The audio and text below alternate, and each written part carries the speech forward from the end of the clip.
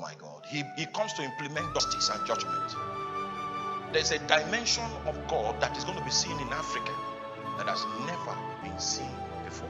If you check the mighty field marshals that rose from our land, if we use Idahosa, for instance, as a case study,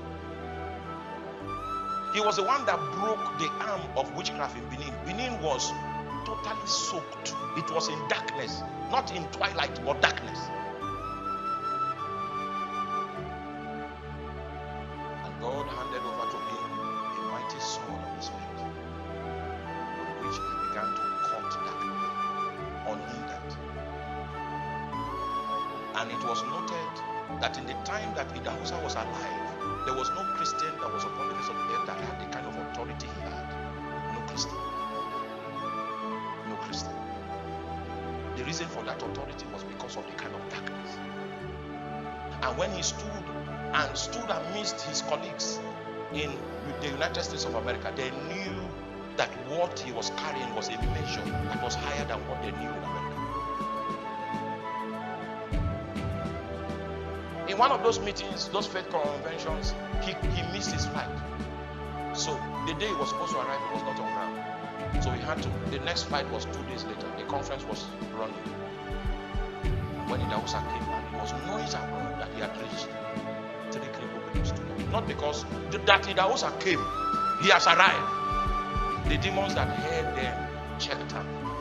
Now, that was the measure of grace that God was willing to commit to the African continent. But because we are a people that don't understand heritage, all those dynamics of God's move, we did not inherit it. So God did not dwell among us. Now we are still trying to hunt for the things that God modeled in our corridor. Among the prophets that rose, even when you name Elijah, Elisha, they said no prophet ever rose like Babalola. Not even Elijah. They showed us a picture of when the man went and challenged witches that we should meet by 4 p.m. around your tree, and the witches came. It was a contest. People gave gap and were watching their tree. And he told the witches that if you can kill me, he gives them 2 hours. Kill me 2 hours. But if you cannot kill me, I will show up 2 hours later. So he went and sat somewhere, which is where. And when time was up, the only thing the man did was that he called the name of Jesus. And that kind of fire that comes, physical fire, that Elijah used to call, it came and burnt off that witchcraft tree. We have the picture of the tree burning. And that fire was not kindled by petrol, by kerosene. It was not kindled by matches. It came from heaven. There was nothing Elijah did that Babalola did not do. And he did more. Because in a service like this, the man used to suspend during praise and worship. Think of that. He used to suspend in praise and worship when we are singing. He will suspend. Yoruba people, there are no set of people that are as fetish as Yoruba people. They saw something before they turned to Jesus. It was power. People left shrines. People left because God wants to dwell among the rebellious. He is willing to show forth his strength. All you read about God's generals, you didn't read the truth. The real generals were in Africa. But you see, there was no documentary that captured them.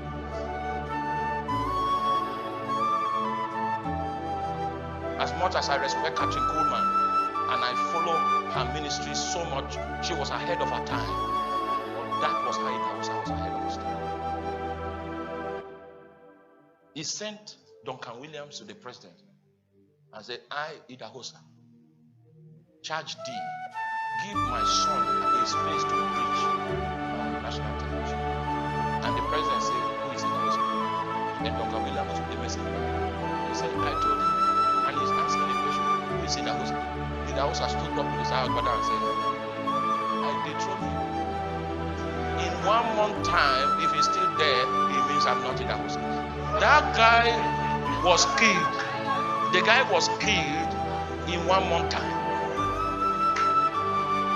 Then when Jerry Rollins came, he sent Duncan Williams again. I, Idahosa, I charge thee, allow my son Duncan Williams to preach on national television. When you know Duncan Williams, Jerry had heard the story, so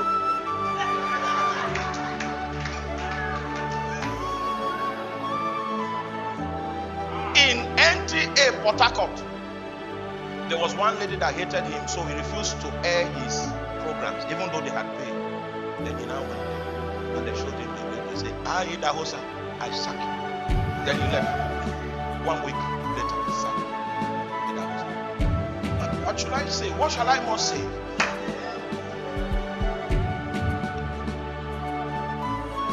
He started a crusade, brought yellow smoke. 500,000 people gathered in Lagos started. So ladies. The next day, Nigeria had march with another country and they moved this.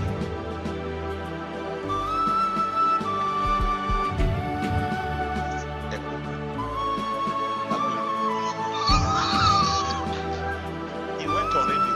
They were doing program there. He received the I, Idahosa, have decreed there will be rainfall and thunder, and that match will not go. The government of Lagos went and set up their own equipment in the other stadium. You know, there's another stadium. Tesla logo. And they begged him. When he came to inspect, he saw that the equipment were better than his own. So he said, okay, Nigeria will win 2-0.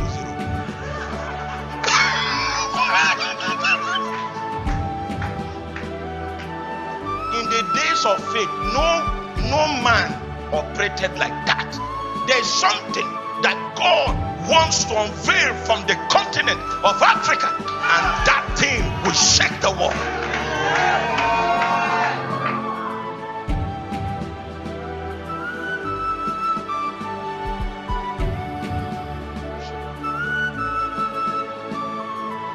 I read about how Idahosa died. He was on the dining table when he said, oh my God, I'm ready to go to heaven just right now. Who is willing to go with me? He said that 3 times.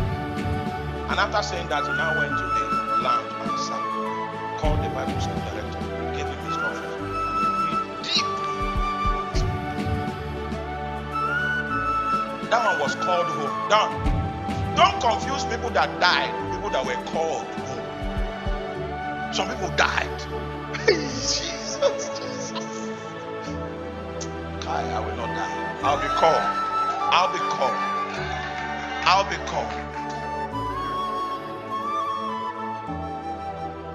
There is a heritage that we must draw.